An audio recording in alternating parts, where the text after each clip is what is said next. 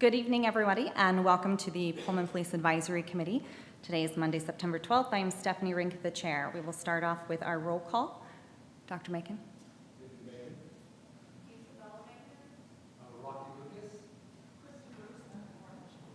Gwen Rink of Pullman High School. Melissa Painter, WSU staff. Amy Ripley, Military Hill. Eric Jetzoff, business. Angie Center, WSU faculty staff. Barbara Hammond, College Hill. Carol Lambuki at Multicultural. Adam Williams, Pullman, Hill, or Sunnyside. Jake Opkernorth, Pullman Police. Darby. Darby Baldwin, Pullman Police Department. Thank you.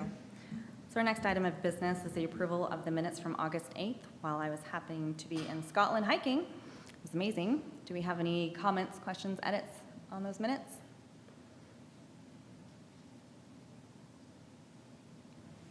I move to approve the minutes. I'll second that. All in favor? Any opposed? All right, motion passes. All right, first order of business, Blue Bridge Alliance. We have Erica Magana. Yeah. Hey, would you please come to the podium?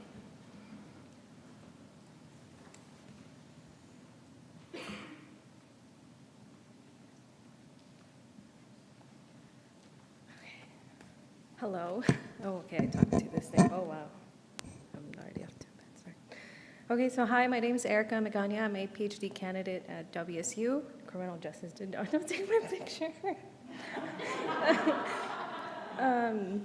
WSU, Criminal Justice Criminology Department. I am currently working with Dr. Melanie Newey. I'm her research assistant on a small project about Blue Bridge Alliance, so I'm not sure if anyone's familiar with the program, but it's a new small program that's been implemented in, or is being implemented in 8 different sites across Washington, and has 3 primary goals to give officers the opportunity to assist individuals in need in like less traditional policing ways, to improve police officer morale, and to hopefully as well improve police community relations. And so I'm working on that evaluation, and part of that includes establishing some baselines about current police community issues that might be going on, so that we can later assess if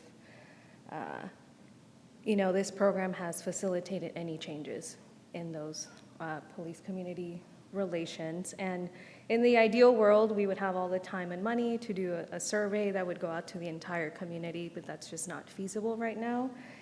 And as a result, we're trying to get some participation from community members who are knowledgeable about police community relations. And so I'm here to see if there's any interest in participating in an interview or a focus group. Doesn't necessarily have to be everyone, but like a small group of you all to just kind of answer some questions about what is the nature of the police community relations right now? What are some of the issues? What are some of the good things? And things like that. So I think that was pretty much all I had to say. Does anyone have any questions?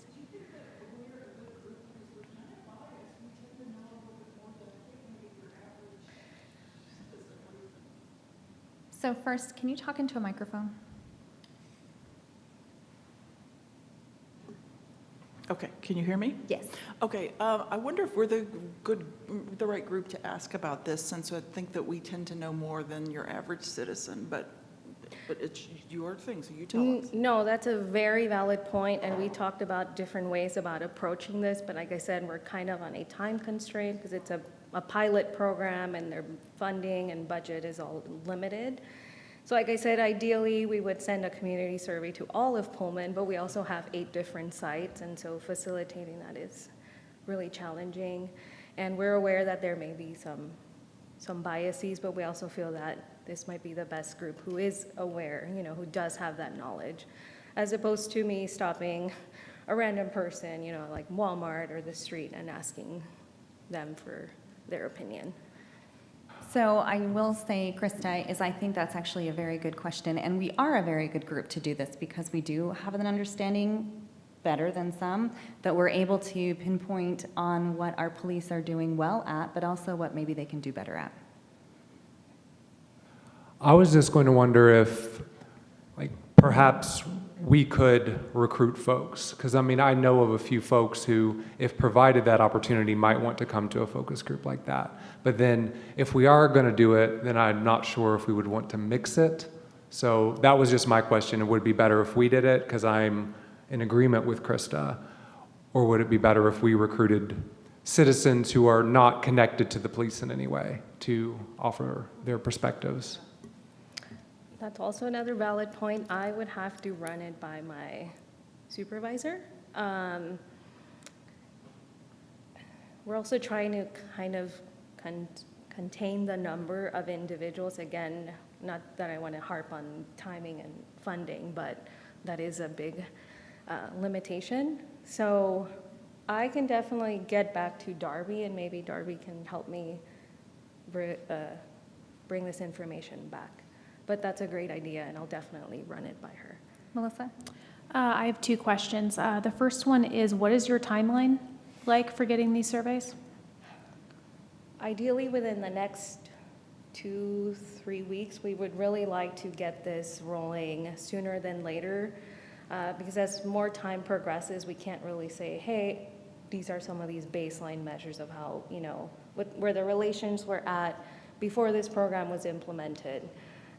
So ideally, the sooner the better, but I know that everyone has different schedules, and so we'll work around that. And that leads into my second question. What is the time commitment you anticipate for the volunteers? Oh, I didn't even share that. Yeah, sorry, I'm nervous. So depending on how the conversation's rolling, anywhere from 30 minutes to an hour. And so I think to make it easier on everyone, it might be better to do a focus group rather than do interviews with, one individual at a time. Are there any further questions? Isabella?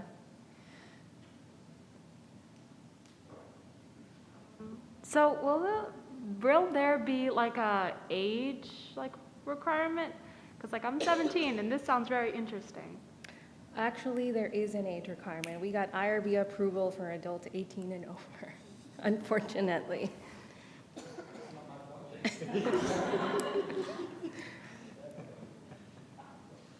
Sorry about that.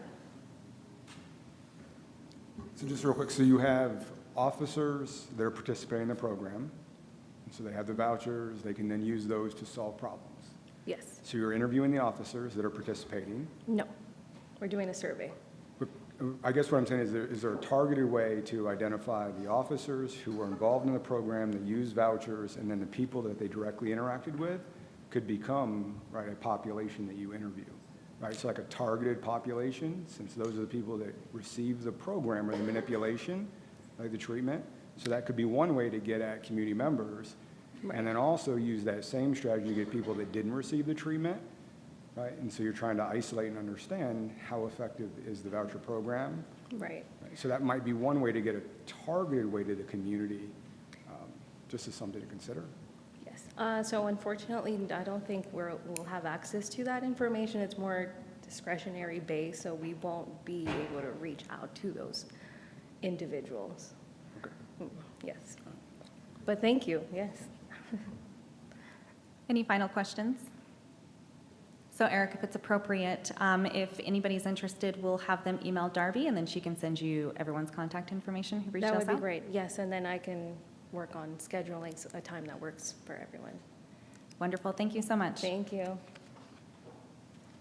So next order of business, we have a presentation for defensive tactics and use of force with Sergeant Ruben Harris.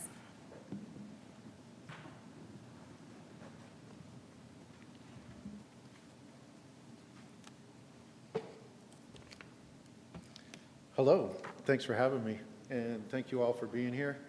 I'll briefly introduce myself. I have some things that I want to talk about, but if you have questions along the way, please do speak up. I would love to get your questions answered today.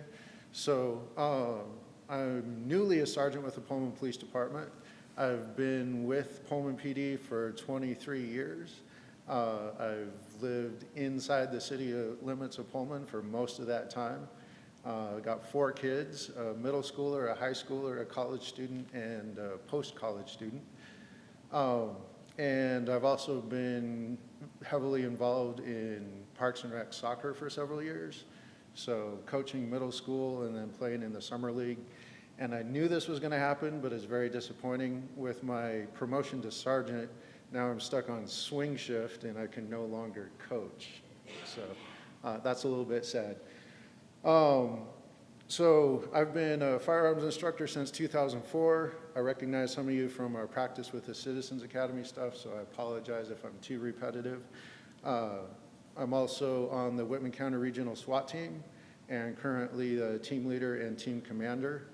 The defensive tactics part, specifically being state certified to teach that, has only been since 2019, but I've been teaching tactics and use of force for a long time. And I don't know why, but I'm more nervous in this environment than I am in front of a SWAT team or at a call in the real world. And there's one person I recognize from soccer. Hello. So with that, we'll jump right into it. I want to talk about some things that I've not talked about before. Specifically in this environment, I want to give a little bit of insight into what we're trying to do, what I'm trying to do as an instructor. So in all the things that we might do to control another human being, one of the things that some people think that, for example, if you use firearms a lot, that you will be more eager or more inclined to deploy it and shoot somebody. And I've found that kind of thinking to be exactly the opposite, meaning that think about driving. We all learned to drive at one point. I've been teaching multiple people in my household to drive recently. And so if, when you're new to driving, you're thinking about the car, you're thinking about all the functions of what you're doing, and then once you learn it, if you learn it really well, then you're no longer thinking about those individual tasks. You're less focused on the functions of the car, and you're more focused on understanding the environment around you. So hopefully, every time you drive, as you continue to drive over years and years or decades and decades, hopefully you continue to learn from all your driving experiences and you become a safer and more skilled driver.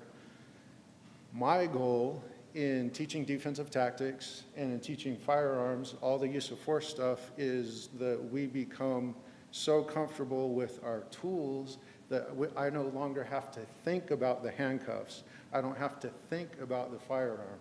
I get to focus my mental energy on the environment around me, understanding what the suspect is doing, and if I'm not thinking about how to operate my equipment, I can make better decisions with less stress. So speaking about stress, we do a fair amount of mock scenes. We do a lot of mock scenes, meaning we set up fake scenarios, training environments with plastic bullets, and thanks to the University Cadet Program, we have like 40 young people available to act as bad guys or a crowd of innocents. So I want to take away the fear and the anxiety and the uncertainty within an officer's mind so that they can make better decisions in the real world. When I see new officers being hesitant, when I see videos of other officers in other parts of the country doing some really questionable or bad things, a few look like it's malicious. A lot of them look like there's a lot of fear and anxiety in their head, and that's interfering with their ability to make decisions. So with the law changes in 2021 and 2022, we've been re-examining something that we've always been thinking about, but taking it to a deeper level in terms of understanding why are we here. So what is the governmental interest? Is there a crime of violence? Is there not a crime of violence? And I'm going to use myself as an example. So over the years, I had many foot pursuits and then tackling young people, putting them in handcuffs. And the thing that started that, as an example, is urinating in public. So someone is peeing on a bush or a sidewalk or a house, and then I end up with the use of force and sometimes some minor injuries on my suspect. So the legislature and the direction of the Attorney General is let's rethink that. Let's think about why we're here and if we should be escalating to that type of force. There's two different reactions that I get to that from other community members. One is, well, that kind of makes sense. I wouldn't want my son or daughter injured over an MIP or peeing on a house. Another reaction I get is, does that mean you're not going to do anything about the person who's peeing on my house? So with those minor violations, there's kind of competing values of, is this a behavior we want to address? Yes. But is it worth using force? Probably not. So why are we there? What's our lawful purpose? Is this a behavior that we have to stop right now, or do we have some time to think through it?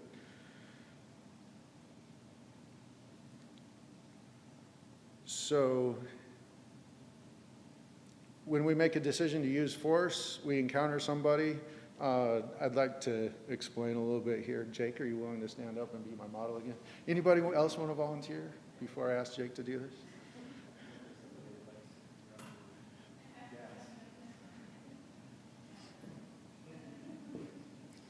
So if you want to stand right there, face the crowd. A couple differences between police use of force and self-defense. So if I was going to be teaching my daughters how to defend themselves, what is the goal of self-defense in working with my kids or someone in the general public? The goal is, if someone's attacking me, I want to cause them a lot of pain, maybe some injury, and then I want to get away from that person. So in a self-defense environment, I would want to attack everything on their center line. I would want to attack their chin, nose, throat, groin. I want to go right to the center of the person, cause a lot of pain and hopefully some injury, and then I would separate from them and get as far away as possible. Police use of force is directly inverse of that.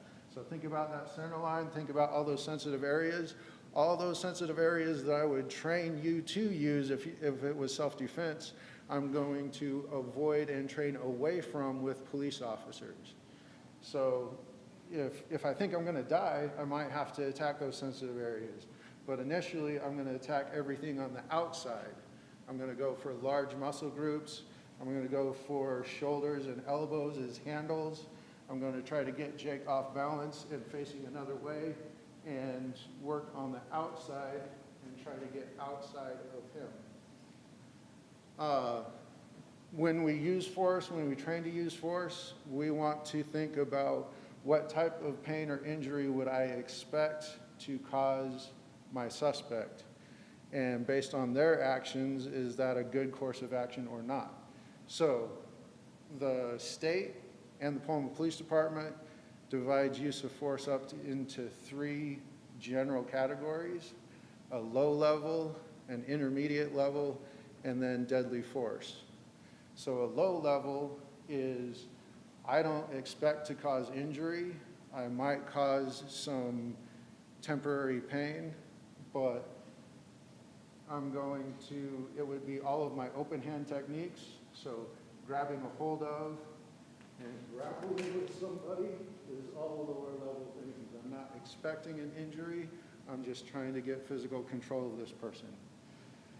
Our intermediate tactics generally, so the state uses low level. I would use the term control. These are all things that I would do to try to move this person from being independent to being in handcuffs and with me. I'm going to control the person. The second level generally is because a person is violent or because they're attacking me. So the second level is defensive, meaning I'm defending myself or someone else generally. A second level would, I believe that I will cause injury or substantial pain of some kind, but I'm not expecting disabling injury in terms of like more than a couple minutes, and I'm not expecting death as an outcome. So if my suspect was aggressing me, that's the point at which I would be punching them, kicking them. Again, if I have the opportunity, it's great to go for a large muscle group. So if I strike somebody in a way where they can no longer stand on one leg, that helps disrupt their balance, helps give me control without causing too much injury to them. Other intermediate force options are a lot of our less lethal tools. So pepper spray, I've not ever seen pepper spray cause lasting injury, but I can tell you from personal experience and watching it with other people, there is a substantial amount of pain for 20 to sometimes 40 minutes. So because of that level of pain, the courts have said this is a significant use of force when you use pepper spray on someone. Another intermediate tool would be our taser. So I've seen, just an example, a taser indirectly can cause a pretty significant injury. We had a young man who tackled an officer to the ground and was trying to punch the officer in the face and essentially beat him into the sidewalk.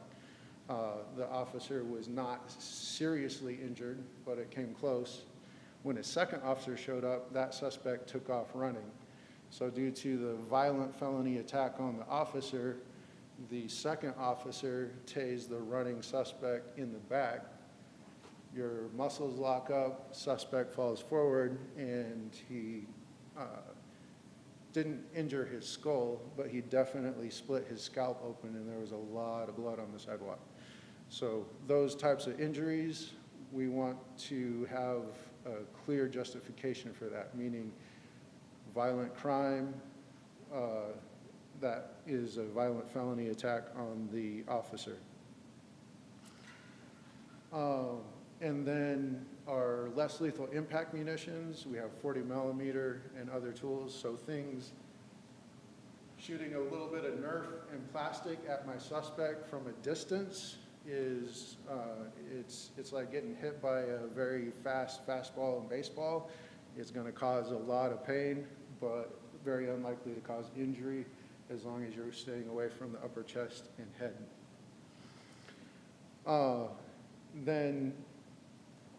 So in teaching use of force, what outcomes would I expect when I use this force? If Jake's attacking me and I slap him in the face, I'm not expecting to injure him. So that would be a lower level use of force on my part. If I grab a hold of him and deliver an elbow to his head, I would expect to break something, and I would expect him to maybe be unconscious. And depending on how much leverage and speed and power I got into that, there's a potential that he could die from that. So we want to think about the environment that we're in, whether we're being attacked or whether we're trying to control someone that's getting away from us. If it's someone just trying to get away, I want to use low-level tactics. If I'm being attacked, I want to be alive tomorrow. So that reading the motivation of the suspect is critical.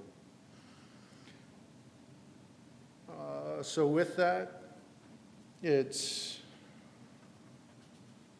at times in the past, in my opinion, they've tried to oversimplify police use of force, and we are learning more and more that this is very much a thinking person's activity. So I won't make Jake do this, you can sit down. I'll give an example of one of the most frequent inappropriate use of force that I've seen both across the country and many years ago in the Pullman Police Department. Is you get someone who's intoxicated, they're freaked out, they don't want to interact with the police, and they lay down on the ground and they curl up in a ball. We call it turtling. So I'll go ahead and do that real quick. So you get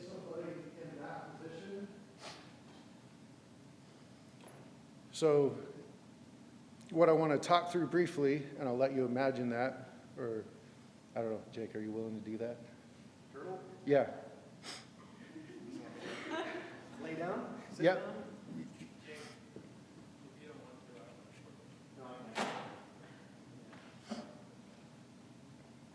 So it's good to have the visual, if you don't mind.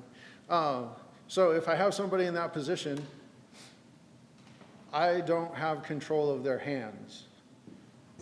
We'll see if I can capture this sound-wise. Roll over face down. Yep.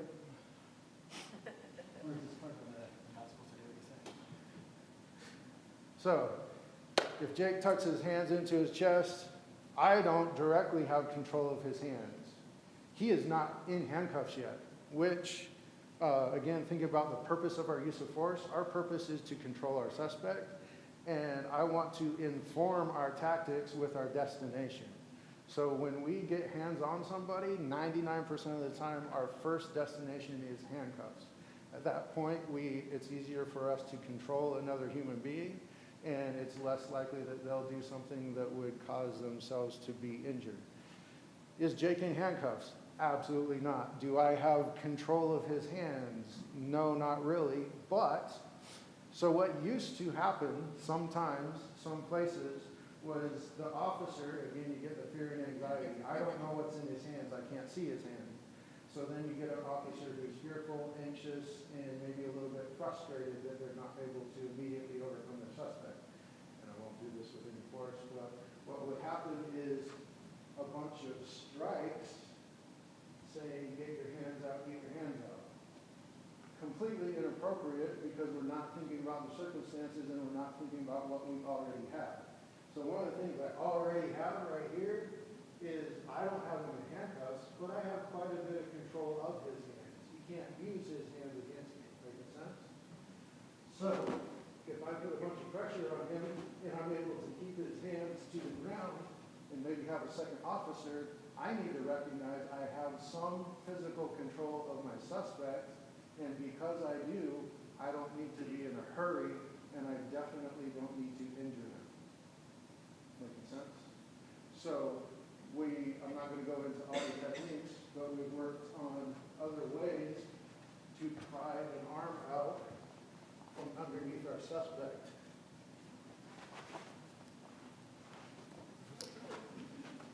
Rather than striking them. Thank you, Jake.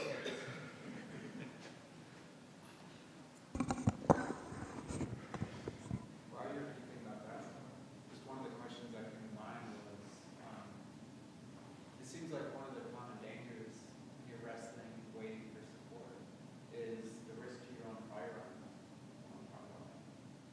So you're absolutely right. One of the things that they hit hard in my basic academy long, long ago in the 90s, and I believe they continue to, everything that we go to has a firearm involved because we have one. And so that's a difference between competitive fighting and police work. Is competitive fighting, you know that your suspect does not have a knife or a gun.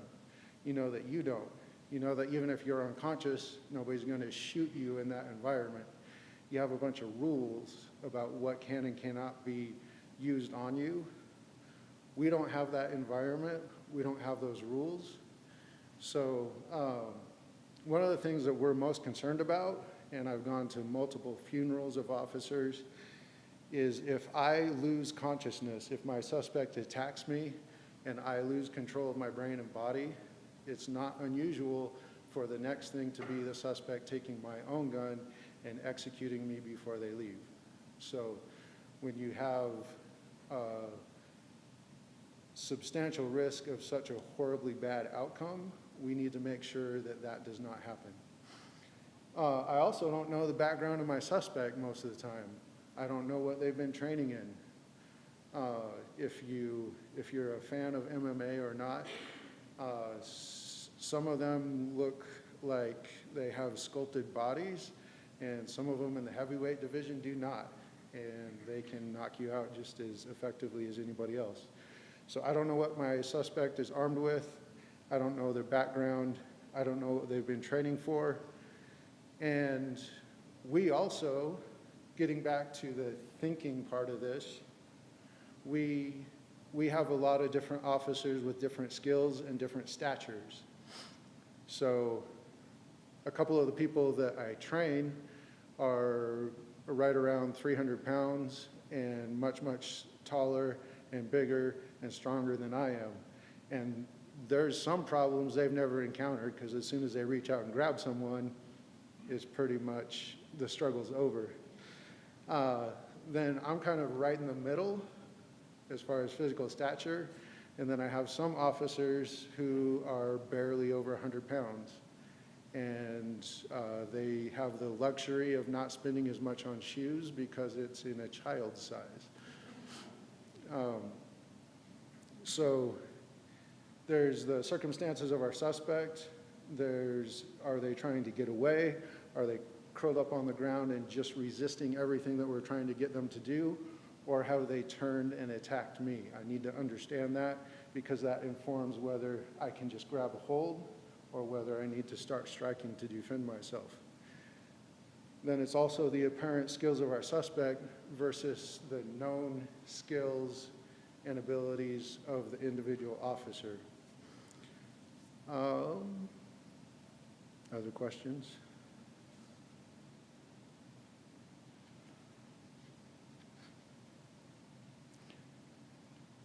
So one of the things that we incorporate into some use of force training is, so I talked about the different kind of real world scenarios, putting on the training of fake situations. So sometimes we're training individual skills, like how do you throw a punch? Other times we're working our way through a situation. And one of the things that I like to do when we work our way through a situation is not stop it. Meaning, frequently if we're working on a skill in isolation, we get to a certain point and then we stop and we reset and we do that one part again and again. But occasionally, I let the whole scenario play out, meaning just keep doing what's next, keep doing what's next. And that drives our first aid, our care of our suspect. So I'm not going to stop people just because they have the suspect in handcuffs. I'm going to say, okay, well, what are you going to do next? Recovery position, assist them to standing, search them, look for injuries, use all the first aid tools that you have. I don't want to create those blocks where you think the game is over. Sometimes it's like a video game, you get to a certain point, and if you haven't trained past that, you just get the suspect in handcuffs, and then you can kind of see the hesitation or vapor lock of not knowing what to do next. We want to always work through the next thing, getting people first aid, getting them transported.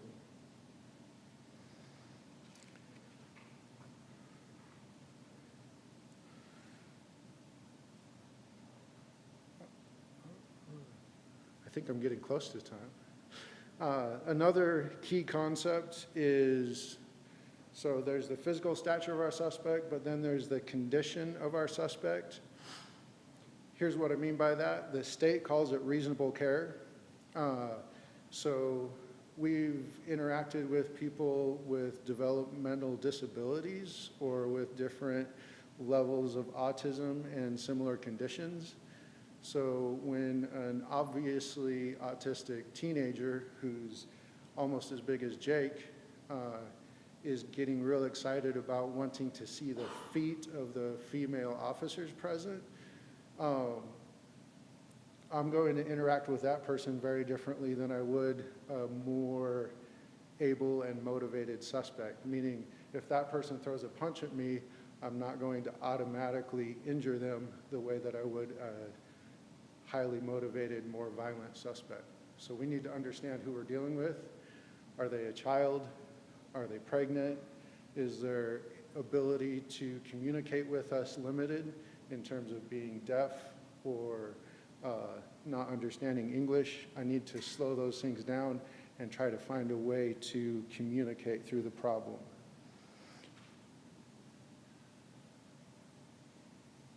So, questions?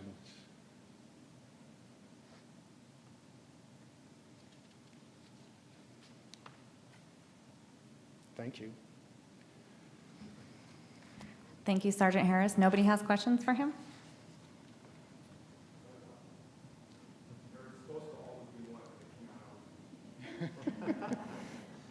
Thank you very much. Erica, did you have a question?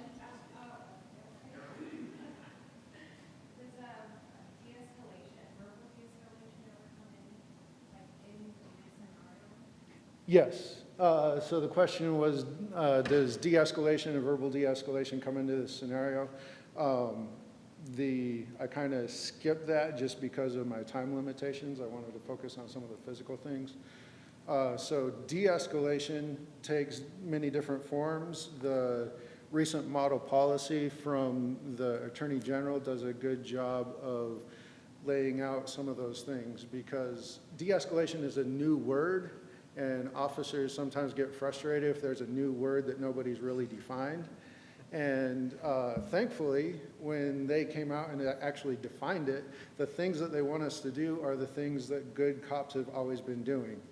Meaning that if Jake, let's say my suspect, keeps being Jake, if he's isolated in a residence by himself and he's thinking about hurting himself, but there's no one else in the residence, then I don't need to run in there and create a violent confrontation with Jake to protect Jake from Jake.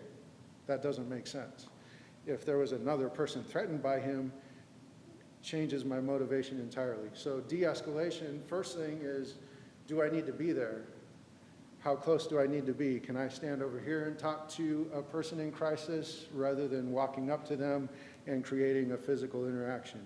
So it's distance, it's using calm communication, it's if we have 5 officers there rather than 5 officers shouting different things, I'm going to try to get one officer to use actual sentences in communication with the suspect.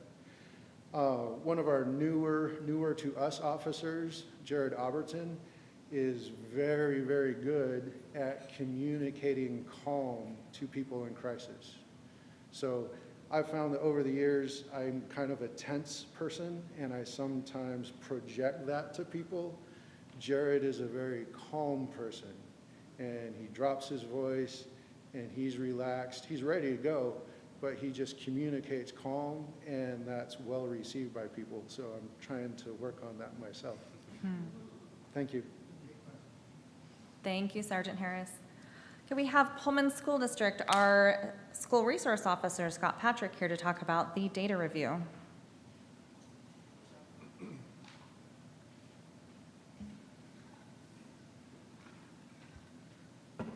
Good evening. Good evening. I'm Scott Patrick. I'm the school resource officer for the police department. I've been with the department 34 years, something like that. We lose track of time. What else can I tell you? I was the first College Hill officer after the riot in '98. I was a detective with the Quad Cities Drug Task Force for almost 14 years. And then I'm in my 10th year with the school district and as a school resource officer and DARE instructor. I don't like the term DARE officer because I'm really not the DARE officer. That's a role, not my job function. Does that make sense? Yeah. So, as part of, I'm going to try to get that away from me. As part of the memorandum of agreement with the school district, and because of legislation, we, as a police department, have to provide documentation every year about our officers in the schools, particularly officers assigned to the schools. So that would be me. I'm the only officer assigned to the schools at this point. We're going to work on that, aren't we? We're going to work on that because there's more than enough work for us to do within the school district. So my role in the school is relationship development. That's my primary role with students, gaining compliance, gaining mutual respect between students and staff and the police department, kind of being a role model. I also am responsible for all, I want to be careful how I say this, all crime reports per se, but not necessarily, based on my availability and ability to respond to calls for service. So, as part of that memorandum of agreement between the school district and the city police department, we're going to have to provide data to support why we're doing what we're doing in the schools. Part of that data is how many cases, interactions with students, use of force within the school district area. I'm glad that Sergeant Harris came in today and talked about that. And then any complaints about the officers assigned to the school. And I'll start there with that. I am not currently aware of any complaints about me in the last 10 years, 9 years, 10 years? Answer the question. Well, I know we haven't had any complaints coming from a student or a parent or the school district. Right. So to answer that, that's the first question we need to answer is whether or not there's been complaints. There have been no complaints that I'm aware of. I communicate pretty regularly with Dr. Maxwell, and I'm not aware that he has been contacted or any other school official has been contacted as well. So let's run through this really quick. I have a spreadsheet, and I'm just going to blow through the information. Calendar year from August of 21 till August of 22, I handled or was the primary officer on 71 cases within the school district. That does not include, and I kind of parsed it out a little bit, does not include anything that I helped with other officers. So when I teach DARE, I'm in a classroom 10 hours a week, so I'm not available to respond to events or things that happen at any of the other schools. So other officers have to step in and handle cases for me. Oftentimes, I follow up on whatever took place with the school or with student staff or what have you after the fact. So these 71 cases are my primary responsibility that I took the initial information or report on. Out of those 71 cases, I'll break it down for you. 25 of those are public programs or events. A public program can be anything from our DARE program or DARE curriculum. I pull a case for each of the schools, one case.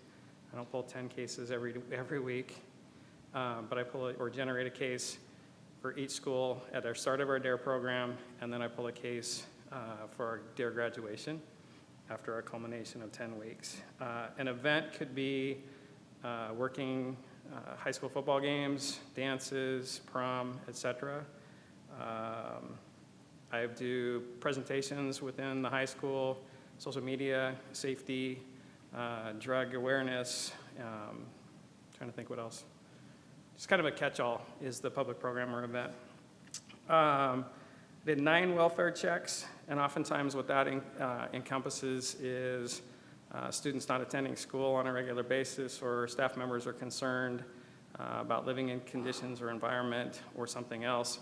So I will go to the house, home, whatever, try to make contact, find out what's going on, provide information, feedback, et cetera, to not only the staff, but back to the parent, or if we can assist in any way, shape, or form. I have 12 juvenile problems or other calls, and that's kind of a catch-all. That could be anything from a student eloping from school. What that means is we often have younger students who leave the elementary school. In fact, we had a kindergartner take off the other day off school grounds, and so obviously we have to find them and bring them back.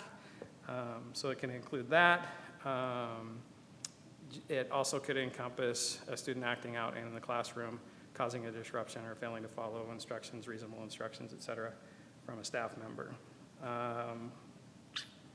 3 assaults, district-wide reported criminal assaults. 5 threatening or harassment cases. That could be anything from online harassment, in-person harassment, threatening, et cetera. And then part and parcel to that is I'll carefully say this, I am a level 1 certified student threat assessment person. So I'm responsible as a team member, and it's a multi-person team, school district employees, staff, to do threat assessments on students. If we've had a report of an incident or a problem, we do an assessment as a group, come back with recommendations, behavior modification, safety plans, et cetera. I'm also a level 2 certified, which is a countywide group. And so oftentimes or sometimes I get to help in a student threat assessment for outside of Pullman School District, so Colfax, St. John, et cetera. So 7 cases for student threat assessments in the last year. That number has risen. 1 drug call. We did something interesting in this state. We kind of decriminalized drugs.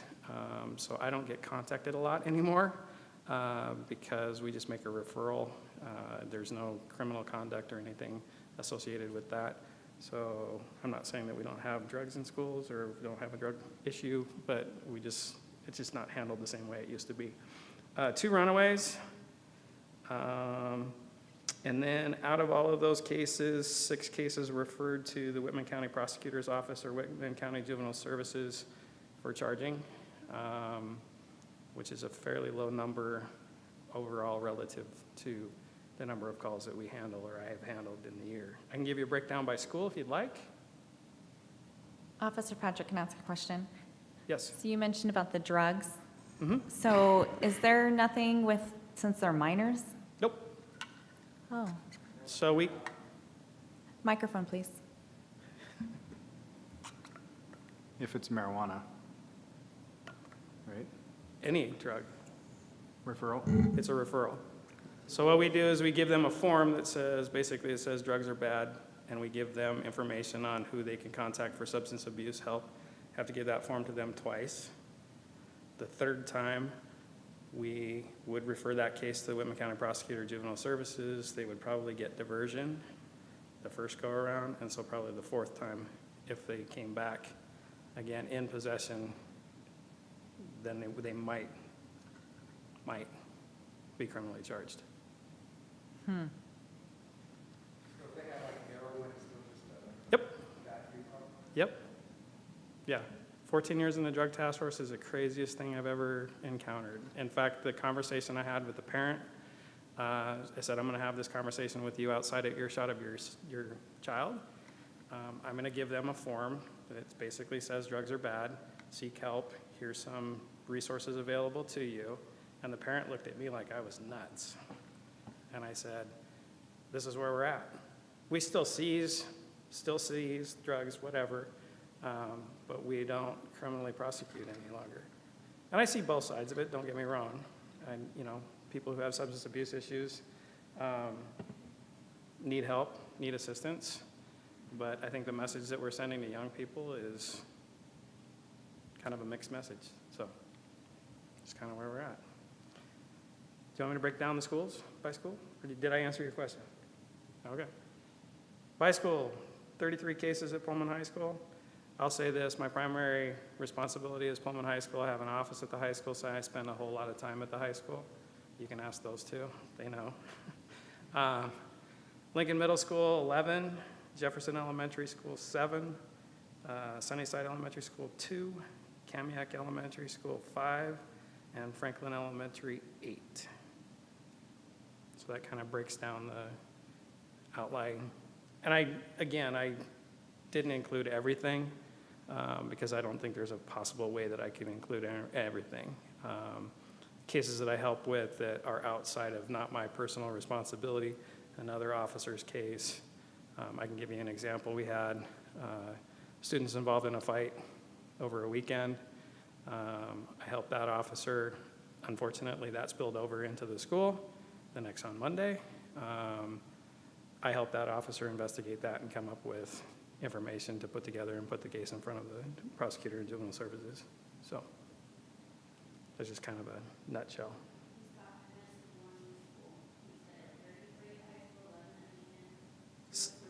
7 at Jefferson, 5 at Kamiak, and 8 at Franklin. I also am kind of an informal counselor. I'm part of our CIT team, peer support team, but those skills transfer over to dealing with student mental health issues, et cetera. Oh, I forgot. I had one use of force. That was one of the other things I had to talk about. I had one use of force in the school, which was a low-level use of force, basically an escort hold for a student who armed themselves with a knife. So, other questions? No other questions? Microphone? Always got to be one. Give it to me. Microphone. Now, so given the Blake to say, if a student were selling or That's different. trafficking, yes, That's different. Given the faces I saw when you Yeah. said we don't do anything, I was like, well, that's Okay. helpful for the community, everyone Posse- watching. Yes. Possession, there is not anything we can do. It's a referral, essentially. If you're distributing, selling, however you want to word that, trafficking, yes, that's still a crime. We can still prosecute, we can still arrest, we can still do all those things. That's not only juveniles, but adults. So the pure possession, and oh, by the way, your heroin question. So way back when, if you were caught being in possession of heroin and you were prosecuted, it was a felony crime. Now, after your second time of getting the form, if you got caught third time with heroin, it's now a misdemeanor. So it's a different world that we're dealing with. And again, I get both sides of this. You know, somebody who worked 14 years in the drug task force has seen the devastation, who knows, addiction and that. Yeah, people need assistance, people need help, but I can tell you from personal experience, oftentimes those people had to be forced into that treatment, had to be forced by a court, and our success rate is not very high on either end. So, and we're dealing with a whole different animal now. I got out of the task force right before fentanyl became a big thing. I'm glad I'm out now, because dealing with what we're dealing with on a street level and everything else is crazy. And I will tell you that if you don't think young people have access to that, you are sorely mistaken, even in this community. So, anyway. Thank you, Officer Patrick. Thank you. Right, next we are going to review our committee guidelines. Last week, Darby, Chief Opgenorth, and I went through them, and given that this is Chief's committee, he went through, looked at it with Darby, made some revisions, and she gave those all to you. Does anybody have any questions on the proposed revisions that we have?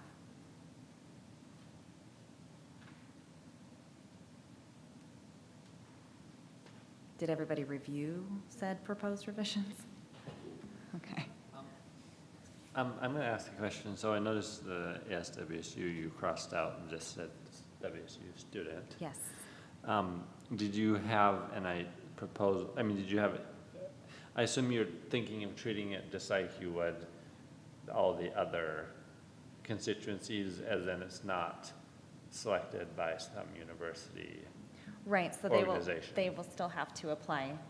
So we weren't receiving any ASWSU students that were coming. And so we decided to take that out and just do an undergraduate or graduate student currently enrolled at WSU. And so Megan is our graduate student. Okay. Yeah. I'm sorry, microphone? Will we have an alternative or alternate for? Yes, we should, correct, Darby?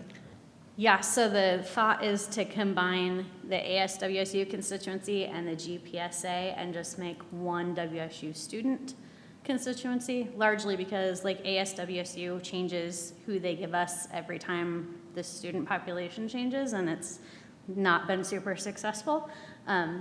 Yeah, so there would just be one constituency. They would all go through the application process, and then what we are hoping happens is we don't have constituencies counting against us for making quorum that no one ever comes from. So one recommendation I might add is that since Pullman has a research fellow that's embedded that is also a doctoral student at WSU, as Megan is. And so Megan's rotating out. So Christina's here. She is the new research fellow for the Pullman Police Department. Yes. If she would like to join and we have room, then she would need to apply. Correct.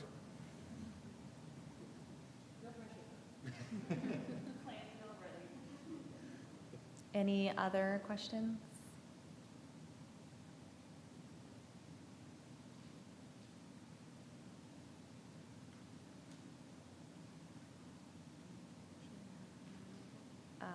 Yes, I just see Eric is still reviewing, and so. Okay, just making sure, yes, so I need a motion to approve the revised revisions. I move to approve the revised revisions. I'll second that. All in favor? Aye. Any opposed? Wonderful. Okay, Lentil Fest recap. Oh, Chief, do you have a question? Okay. Lentil Fest. While I was away enjoying myself in the UK, and you guys were here in the very hot weather, but I was having very hot weather as well. How did Lentil Festival go? And thank you for those who volunteered at National Night Out and Lentil Festival. I think it went very well. I was busy handing out little popsicles, so. So it was wonderful, a lot of fun. One of the things that we might want to think more about, we were chatting about, is the freezers. So the ice pops were, one, remarkably successful. My fingers were sore for how many we were cutting. All that. It was wonderful, but they just de-thawed so quick. So if there's a way, if we can think about having a small freezer that we could bring them, we could put it in just to keep them frozen. Yeah, they melted so fast. And then people didn't care because it was so hot, but just maybe we could think about a fundraising activity around just having some better equipment that would just allow us to be able to do that. No one was sad because it's free, right? And people love the free water and the Powerade and the iced tea. The people next to us probably weren't as excited because they were selling it and people were really surprised, like, free? Yeah, like the Pullman Police Department, free. So I think that was wonderful. So we did, Sergeant Umbright and I talked about the Otter Pops, because that was one of my ideas, because if it melts, you people still like them, because then you can drink them. But we did talk about the issue of them melting so fast, so we are discussing that. I was gonna say, I think it's primarily is for those Otter Pops, not, the water should be just fine I think, in the ice boxes. Oh, I see, yeah. Krista? Yeah, Otter Pops. Eric in charge of cutting them, so that was awesome. I love volunteering at those, and we know that Umbright is just great at talking to people. But one lady came up and she, pushed past people, and she's like, "I've got to meet you all. I've got to talk to you because I love your social media posts." I said, "Oh my gosh, I can't wait to tell Darby," and I'm, giving her stickers and stuff, and she said, "No, I'm serious. I'm a mom who lives in Oregon somewhere, and my daughter goes to WSU, so it matters to me to keep in contact with the community. So Darby, yay!" Yes, so we do have a very good social media person, Darby. I do follow other departments around the country, and I think Darby pretty much tops them all. So she does pretty good.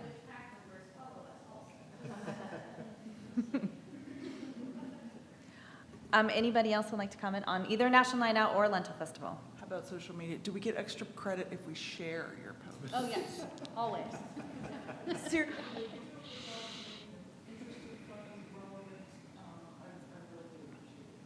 Oh, I don't have. Well, I would say that with Lentil Festival, some of the feedback I got from the city was they were feeling like the numbers were down from what we've seen in the past. But from what I saw and everything that the volunteers were doing at our booth, I've never seen so many numbers at our booth with people stopping by and interacting with you and our police officers. So thank you for that. And I think it was a great location for some reason. I don't know if it was because I was there Friday right after the free chili.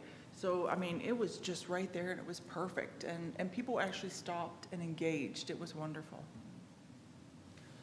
You know, I was gonna say, I think, it's nice to have officers. I mean, I was down there on Friday night, and it used to be that it was pretty much just PAC members on Friday nights. And I think it's helpful. I think it pulls in more people to have officers down there too, so. So any comments on National Night Out since we've changed it from the Four Hills to just one event? My comment is, stay with one event. Stay with one event? Yeah. Okay, great. I mean, when I've done the Four Hills, it's dependent, varied the years that I did it on Military Hill, it varied. But I will say the last time I was up on Military Hill, there was like 2 or 3 people showed up. And it was a very, very busy down there at National Night Out, down at Rainy Park this year, so I think Great. it's good. Wonderful. All right, we will go to our police department update. Chief Opgenorth. All right, well, as you can imagine, our activity level has increased with students back in town, and we're anticipating it to increase further if the Cougars keep winning. And I hope they keep winning. But that always brings more people into town and more couches set on fire, so that's okay. We're ready for it. As far as staffing goes, currently we have, as of today, we have 3 officers in field training.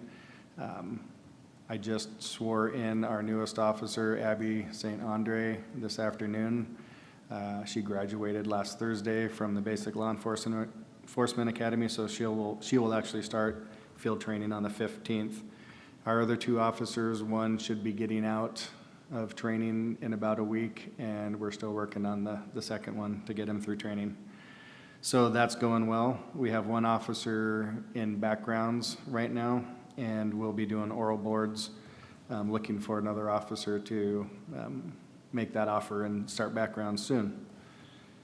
As far as records goes, we have 1 opening still, and we'll have testing next week, trying to find a person for that. And our IT position that we've been looking to fill for quite a while now, we have 1 person that I made a conditional offer of employment for.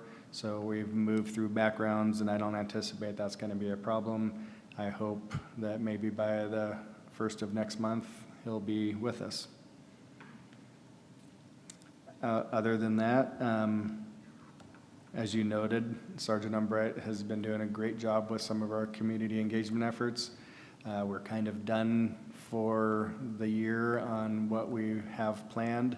He's actually now, I'm having him work towards some of our CIP projects. He's working with an architect right now to come up with building plans or a needs assessment for what we actually need for our building. I know the one thing that he reported on to us already after just looking at our building and our needs is, holy cow, how do you fit so much work and so many people into such a small building without having just chaos and people jumping ship because it's so overcrowded. So we'll see where that goes, but it was nice to have somebody from the outside come in and recognize that we're doing something right if people can overlook that facility for everything else that they like at our department.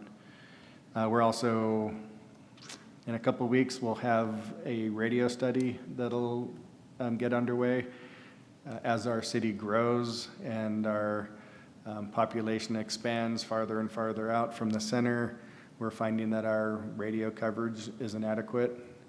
As we go to the edges of the city, our radios aren't reaching the repeaters and we're out of communication.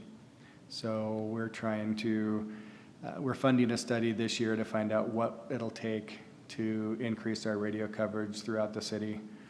So that's the other project that Sergeant Umbright's working on. Other than that, I guess I'm kind of excited to announce that Detective Cornish has been accepted to some Secret Service training coming up soon. He'll be going to a National Computer Forensics Institute. I think it's a several-week training. I believe it's in Georgia.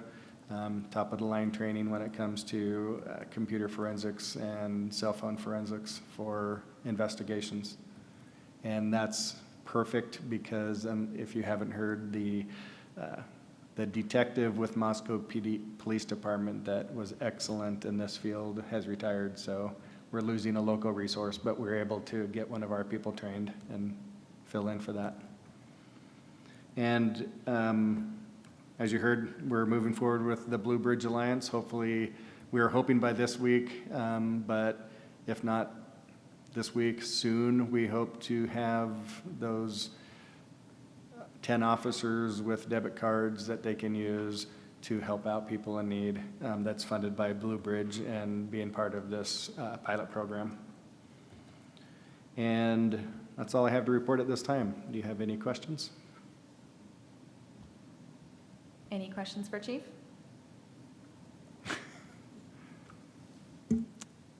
All right, constituencies poll. Does anybody have anything to report? Adam, do you have anything? No? No, but I saw the 9/11 memorial car, whatever it's called, yesterday. That was nice to see when I looked up and found out what it was. Yes, the procession. Chief, would you like to speak on that? Yes, every year on 9/11, the fire department would organize an event here in town to remember 9/11.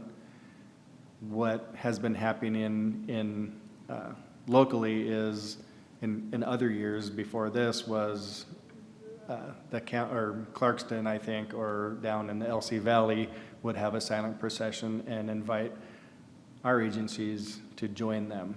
The fire department here thought we should do it ourselves and have our own silent procession. So that's what the Pullman Fire Department organized for 9/11 this year, and they invited local agencies in our area, and so we held our own silent procession on Sunday where we toured the entire city.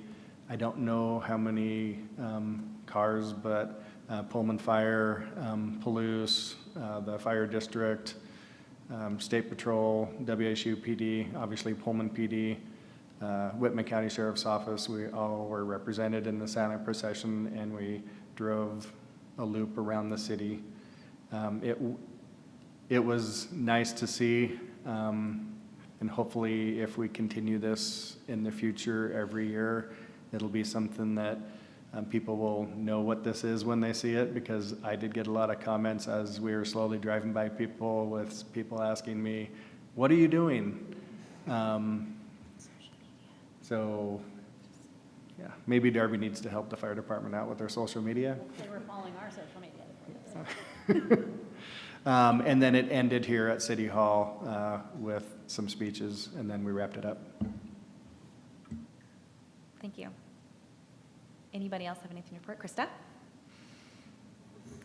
So most of you know that I'm a real estate agent, and September is Realtor Safety Month. It's the month that a dear agent in Little Rock, Arkansas was kidnapped and murdered, and her son then made a foundation to say, I will not let this happen again if I can help it. So I'm on the board of directors there, so September is a very busy month for us. I have some talks and one this weekend with my company. So it's a busy time, but it's also very emotionally draining for us to tell these stories over and over again. But again, our job is very dangerous, and thank you always for your help, just supporting us and letting us know that you're available for open houses or whatever. I tell that nationwide, and people are like, we never thought about that, and you all offer that. The other thing, two other things that aren't related. Darby, I saw the 911 is available in texting. Is that new, or has that always been a thing? I believe that's fairly new, or at least fairly newly being shared.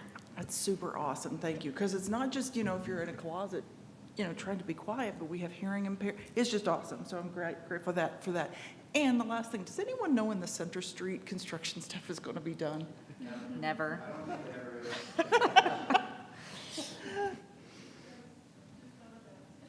It'll be never. It might, well, if they run like WSU, it's probably gonna be like 3 years.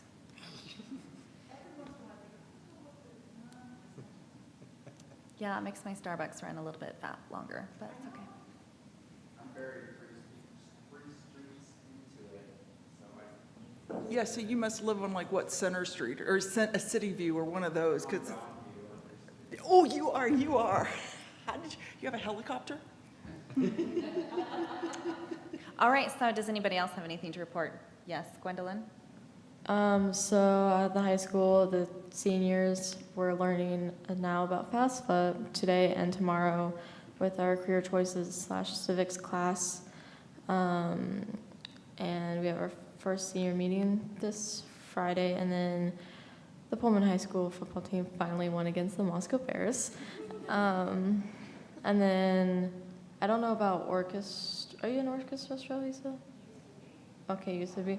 Okay, so band at least, I don't know about orchestra. We're doing a fundraiser now, starting tomorrow, to raise money for, I guess, technically ourselves, for different trips that we might take.